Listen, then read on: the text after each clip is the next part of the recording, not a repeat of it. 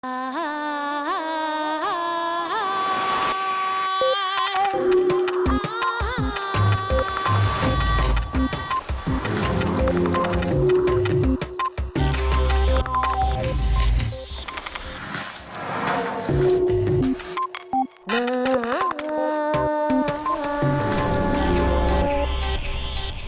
tenemos por qué conformarnos con lo que nos ha dado la naturaleza. Álvaro Pascual Leone.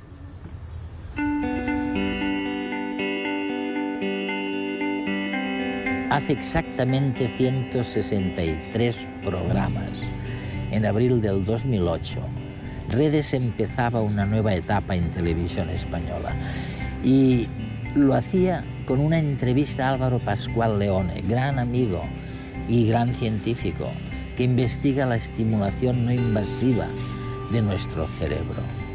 En esa ocasión, Pascual Leone nos habló de la llamada estimulación magnética transcraneal, una técnica que permite mejorar ciertos aspectos de nuestra cognición. Y de hecho, hizo una prueba conmigo, con mi propia cabeza.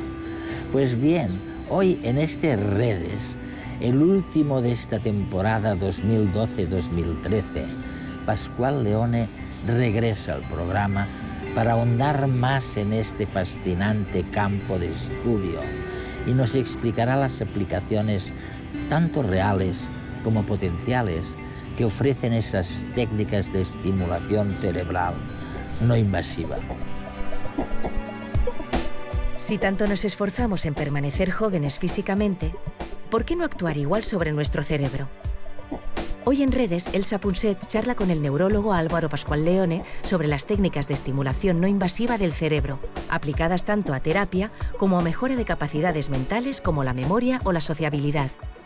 En el programa, Pascual Leone nos dará algunos consejos para mantener nuestro cerebro sano y descubriremos además qué piensa la gente sobre la estimulación cerebral no invasiva. ¿Te imaginas que pudieras potenciar tu cerebro cómodamente desde casa? ¿Cómo sería el futuro si los estimuladores cerebrales fueran un elemento más de la vida cotidiana en nuestra sociedad?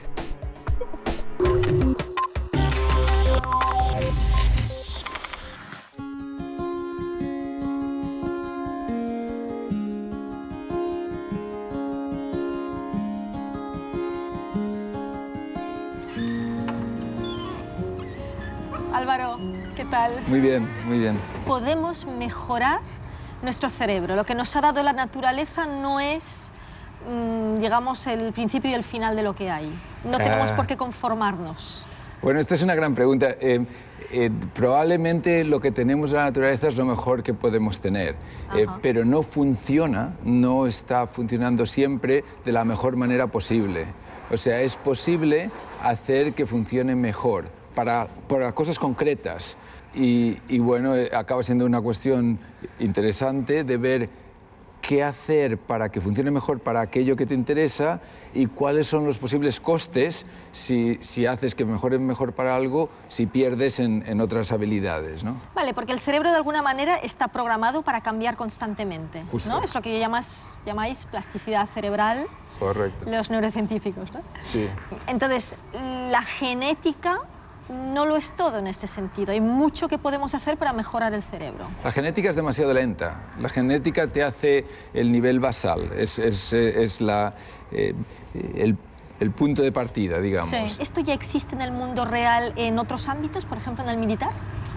Sí, intentos de aplicarlo en la vida cotidiana, no solo en medicina, sino las agencias del ejército americano están explorando este tipo de tecnologías de estimulación para ver si pueden conseguir que lo que llamamos el aprendizaje perceptual, el saber detectar lo que son las dianas de los drones, de los pequeños teledirigidos, aviones teledirigidos que lleva un piloto, pues esos pilotos tienen que detectar dianas que por lo visto es muy complicado de aprender a detectarlas, y el uso de estas técnicas parece que puede acelerar ese aprendizaje, hacer mejores pilotos. Y se está viendo resultados en este sentido. Sí. Es un campo donde ya se está aplicando mejorar nuestro funcionamiento cerebral de una forma no invasiva. Correcto. Hace tiempo que sabemos que toda corriente eléctrica genera un campo magnético y viceversa. Nuestro cerebro, como objeto eléctrico, no es una excepción. La electricidad que generan sus neuronas produce un campo magnético a su alrededor, y un campo magnético o un campo eléctrico externos pueden producir actividad en nuestro tejido cerebral. ¿Quiere esto decir que podríamos modificar nuestra mente mediante la electricidad o el magnetismo? Parece ciencia ficción, pero no lo es. Hoy en día ya existen varios métodos que permiten estimular nuestro cerebro sin cirugía. La estimulación magnética transcraneal utiliza campos magnéticos que atraviesan la piel y el cráneo hasta provocar una pequeña corriente eléctrica en la corteza cerebral. Y la estimulación eléctrica transcraneal sigue el mismo principio, pero a través de descargas eléctricas muy pequeñas. De momento, ya se está probando la efectividad de estos métodos no invasivos en casos de depresión, epilepsia, dolores crónicos, Parkinson, autismo y derrames cerebrales. De hecho, numerosos experimentos muestran que estos dispositivos, que actúan sobre el cerebro pero desde fuera, son capaces de mejorar habilidades cognitivas, como la memoria, la capacidad de aprendizaje, la lógica y la matemática, e incluso pueden cambiar la manera en que percibimos el entorno y reaccionamos ante él. En resumidas cuentas, pueden modificar nuestra conducta.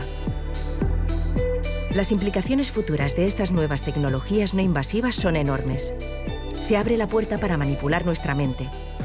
Quizás para manipular lo que hacemos, lo que sentimos y lo que pensamos.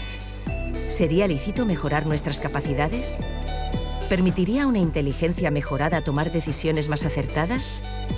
¿O por el contrario, perderíamos aquello que nos hace humanos? Como ocurre con todos los grandes descubrimientos científicos y tecnológicos, las consecuencias éticas todavía imprevisibles de una técnica con este poder dependerá del uso que le demos.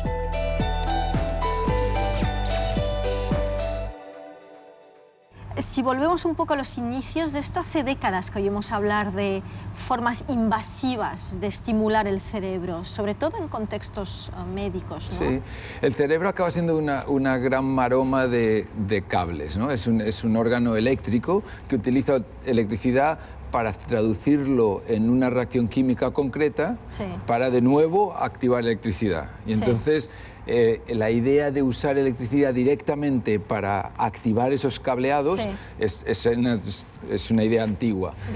Y el problema durante muchos siglos es que, como el cerebro está dentro de un aislante fantástico de electricidad, que llamábamos la cabeza y el cráneo, tienes que abrir la cabeza para poder estimular directamente en el cerebro. Y eso, Álvaro, a mí siempre me impresiona, cuando ves estas operaciones en las que abren la cabeza a las personas y luego las despiertan y les van hablando mientras colocan, ¿no?, los electrodos. Alucinante, ¿no? Sí, ¿por qué no sufren? ¿Cómo es posible que lo soporten? Porque aunque sabemos que notamos el dolor gracias al cerebro, sí, el cerebro no tiene receptores de dolor. Eso es increíble. O sea, tú puedes abrir la cabeza y una vez abierta, lo cual duele un montón, sí, pero una vez abierta, cortar los sesos. Y la persona no se va a dar cuenta. Los sesos mismos no duelen, no tienen receptores de dolores, tienen todas las pequeñas arterias y venas en sus paredes tienen receptores de dolor. Por eso nos duele el dolor de cabeza, porque se dilata un poco la cobertura y aprieta. Pero no es el cerebro mismo lo que duele. Y por eso puedes anestesiar, abrir y luego despertar al sujeto. Y una vez despierto el sujeto, puedes estimular distintas zonas y preguntarle lo que nota, lo que siente, lo que percibe. Claro, porque no tienes otra forma sino de saber si realmente estás acertando en el punto exacto, ¿no? Exacto. Estamos aprendiendo tanto acerca del cerebro y estamos viendo que hasta ahora estábamos aprendiendo a leerlo gracias a todas las técnicas de neuroimagen, y ahora de repente están llegando estas técnicas no invasivas, de las que tú eres uno de los grandes especialistas, que nos permiten, junto a las técnicas de neuroimagen, no solo leer el cerebro, sino saber dónde podemos actuar. ¿Sabes lo que pasa? Que nos hemos dado cuenta, sí, que el cerebro es como un móvil. ¿Tú sabes las esculturas de Calder? Sí. Los móviles de Calder. Calder decía que para darse cuenta de la belleza de esa estructura hay que hacerla que se mueva, hay, sí, que esperar que llegue el viento. Es verdad. En el cerebro sabemos que lo crítico del cerebro es esa dinámica de interacción entre zonas, y para poder verlo lo tienes que ver en movimiento, tienes que hacerlo actuar. No es una zona, y es una zona interaccionando con las otras. ¿Y cómo consigues que interaccionen? Interviniendo. Y las técnicas de neuroimagen nos permiten ver los resultados de la intervención. Las técnicas de neuroestimulación nos permiten intervenir. Claro, porque no solo estamos hablando de mejorar la vida de los enfermos, sino a lo mejor de tener políticas de prevención y de simplemente ayudar a las personas, aunque no parezca que lo necesiten, pues simplemente para dormir mejor, para ser un poco más felices, para estar más relajadas. Mira, sabemos que a lo largo de la vida, a lo largo del desarrollo y luego a medida que vamos envejeciendo, el cerebro va cambiando, ese dinamismo del cerebro va cambiando, la eficacia de los mecanismos de plasticidad que hablábamos antes van cambiando. Van cambiando peor, ¿no? Van cambiando peor, van cambiando distinto. El resultado es que para muchas de las cosas que queremos hacer es peor. Bueno, es interesante esto, a lo mejor no es a peor, sino que la naturaleza ya lo ha pensado así para que te centres en otras cosas. Yo creo que sí. Y hemos decidido que es a peor, que envejecer es a peor por alguna razón. Por ejemplo, para darte algo que sabemos que es así y que yo por lo menos interpreto como a mejor, el hecho de perder capacidad para asociar cosas muy cercanas, el nombre del objeto, el nombre de la persona, esa pérdida de capacidad para eso está ayudando. ¿A la memoria? A la memoria concreta, a la capacidad de aprender los nombres o de recordar dónde dejaste las llaves. O de hacer multitasking. O de hacer multitasking. Todas estas cosas que sabemos que perdemos a medida que nos hacemos mayores, va asociado a una mayor capacidad de ver relaciones más distantes entre las cosas. Y entonces yo creo que la sabiduría de los mayores, que es ver relaciones donde realmente los jóvenes no las ven, esto está sustentado en cierto sentido es gracias a la pérdida de la asociación directa. De la mirada corta, digamos. De la mirada corta. Amplías la mirada. Ves el bosque y el coste es dejar de ver las hojas.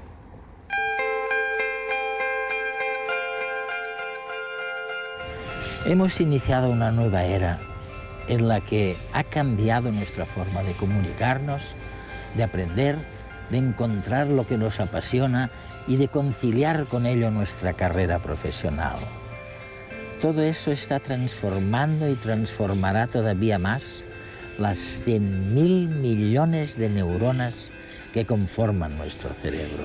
Si esto es así, ¿cómo no vamos a permitir que nos estimulen el cerebro para mejorar la memoria, para aprender con más facilidad, para sufrir menos del estrés y de la ansiedad que nos acosa? La estimulación cerebral, mejor aún si no es invasiva, nos acompañará en la próxima etapa evolutiva del cerebro humano. Así que todo lo que nos pasa cuando envejecemos cerebralmente no es malo. No, no es nada malo. No solo no es malo, es crítico para el bien de nuestra sociedad mantener de forma activa, de forma capaz a los mayores, precisamente porque nos dan este punto de vista distinto, esta sabiduría. Yo creo que el gran reto de la neurología para el futuro es el hecho de que la sociedad envejece, de que nos hacemos mayores y que con el envejecimiento aumenta la incidencia de todas las enfermedades neurológicas. Que son tremendas. Que son tremendas. El Alzheimer, la depresión, la esquizofrenia. Los mayores factores de riesgo reales de todas estas enfermedades es la edad. Entonces, ¿qué hacer para prevenir estas enfermedades? ¿Qué hacer? Es algo que es importante. Yo creo que lo que hay que hacer es detectar lo que es el patrón de salud cerebral y desarrollar estrategias para mantener sano el cerebro de cada uno de los individuos longitudinalmente a lo largo del tiempo. No tratar la enfermedad, sino mantenernos... Prevención. Mantenernos sanos, ¿Y estamos poniendo en marcha políticas de prevención? Tú vives en Estados Unidos. ¿Ahí las están poniendo en marcha? Las políticas yo creo que todavía no. Estamos poniendo en marcha las investigaciones para detectar esto, estamos poniendo en marcha las concienciaciones de la gente que esto es algo importante hacer estamos empezando a conseguir que se invierta en investigación para hacer esto. O sea, yo creo que a veces las políticas tienen que seguir a los datos de investigación. Que nuestro sistema, supongo, está muy centrado en curarnos cuando estamos enfermos, en estigmatizarnos porque envejecemos, no en ayudarnos a envejecer bien o a prevenir la enfermedad. Requiere un cambio de mentalidad, el cambio conceptual que hace falta para pasar de ahí a enfatizar la necesidad de estar cognitivamente activo, de mejorar el rendimiento cerebral y de que gracias a eso vamos a tener mayor interacción con el mundo externo y además mayor interacción con tu mundo interno. Si tu cerebro está más sano, tu cuerpo estará más sano. Es el reverso de Jovellano, ¿no? La idea de decir una mente sana en un cuerpo sano, pero también un cuerpo sano gracias a una mente sana. Pero eso es bastante nuevo también, ¿no? Sí. El impacto de la mente sobre el cuerpo y el cuerpo sobre la mente. ¿Esto por qué hasta ahora no nos hemos dado cuenta de ello? Bueno, hay culturas que se han dado cuenta, la medicina le ha costado, no solo le ha costado, sino que cuando empezamos a darnos cuenta lo llamamos medicina alternativa y por lo tanto lo pusimos ahí un poco en un rinconcito. Que no nos fiábamos, ¿no? Ya nos damos cuenta que necesitamos hacer el establecimiento real de las bases neurobiológicas de estos principios.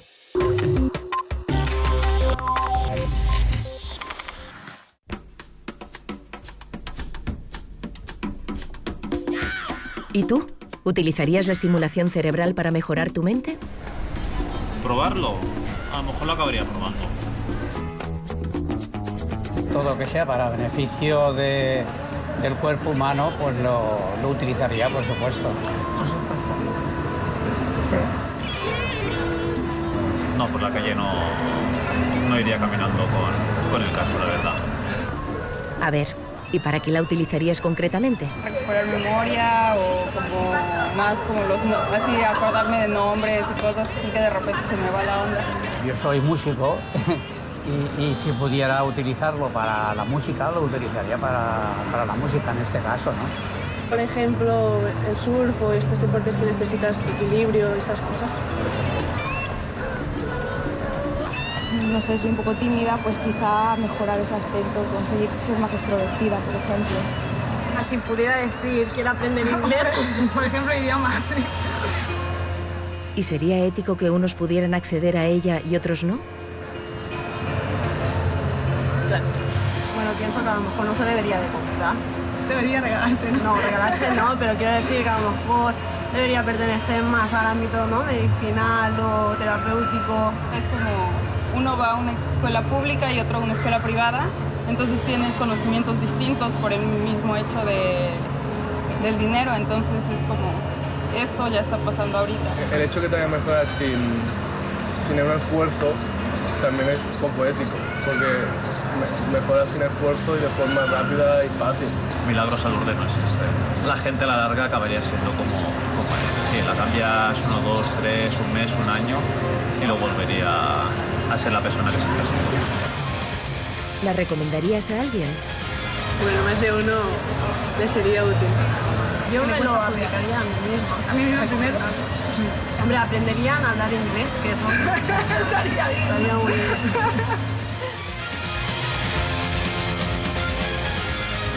Precioso.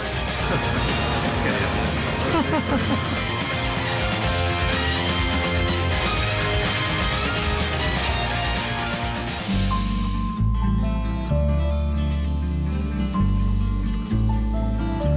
Álvaro, estamos viendo estos árboles y es curioso porque un magnolio, un ciprés cambian según el clima.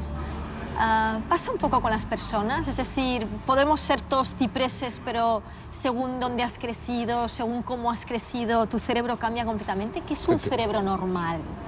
Bueno, esa es una gran pregunta. Realmente necesitamos hacer más estudios transculturales para poder entender cómo el impacto de la cultura, desde el lenguaje a la forma de ser, a la arquitectura, a la historia, cómo esto nos cambia. Y sabemos que en parte nos cambia porque el medio ambiente a través de factores epigenéticos que llamamos, cambian la expresión de los genes. O sea, nos cambia hasta la herencia que traemos si venimos de otro sitio.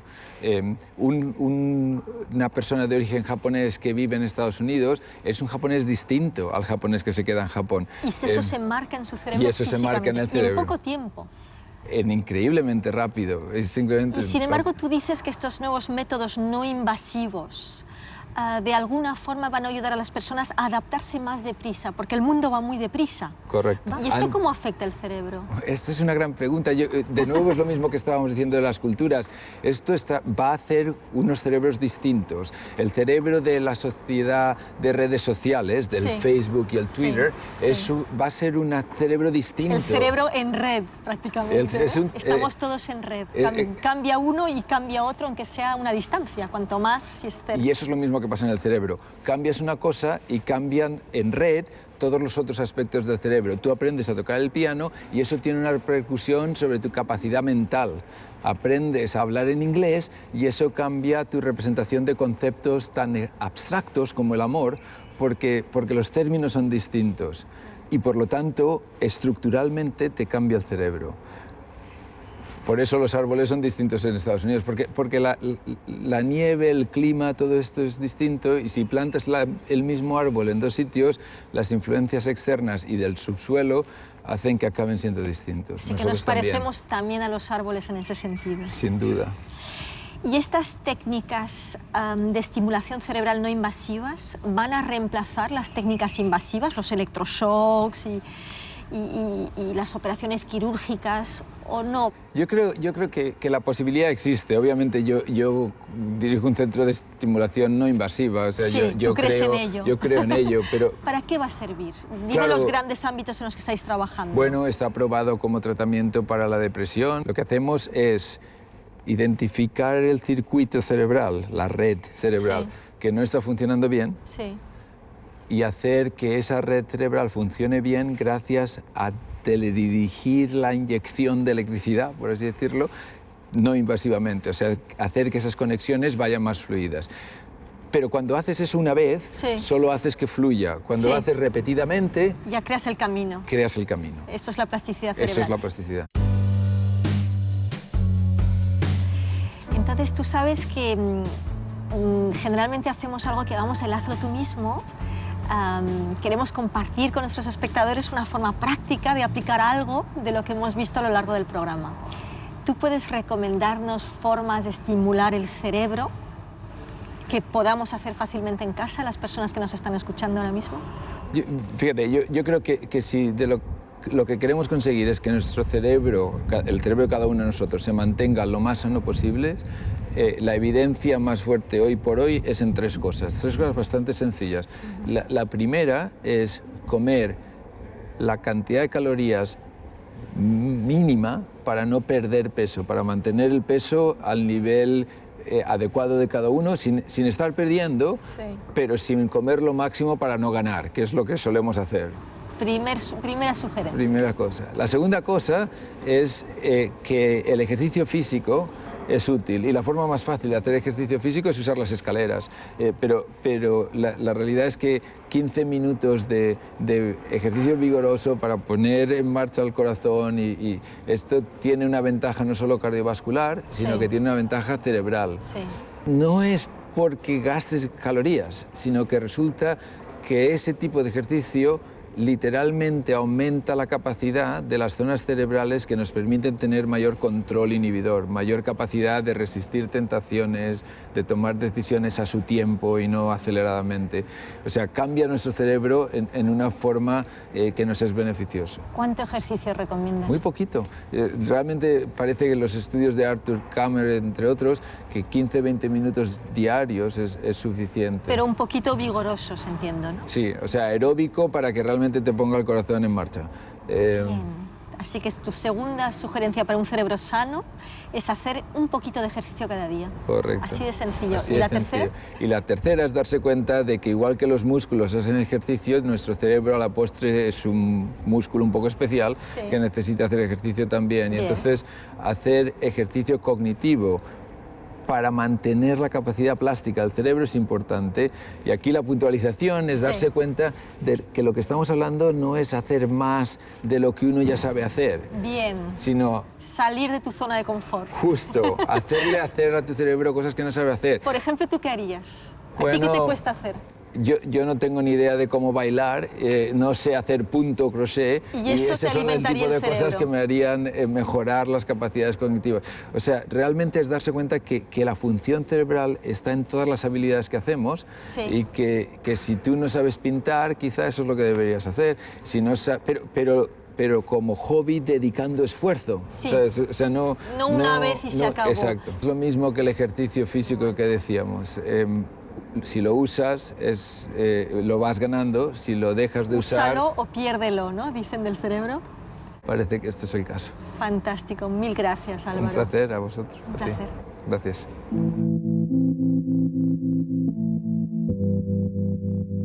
Hace varias décadas, si queríamos suavizar los síntomas de los cerebros desquiciados, no había muchas alternativas. A los pacientes del manicomio donde mi padre, médico rural, trataba las enfermedades ordinarias, se les administraban inyecciones de trementina, se les inmovilizaba con camisas de fuerza si estaban demasiado excitados y se les sometía a inciertos y temibles electroshocks. Hoy, la verdad es que la neurociencia ha progresado lo suficiente para confiar y desarrollar técnicas de terapia no invasiva, con las que se puede reducir síntomas, curar trastornos y conseguir una mejor calidad de vida sin pasar necesariamente por los fármacos o por atroces prácticas. Sin duda, y dejad que insista en ello, cualquier tiempo pasado fue peor.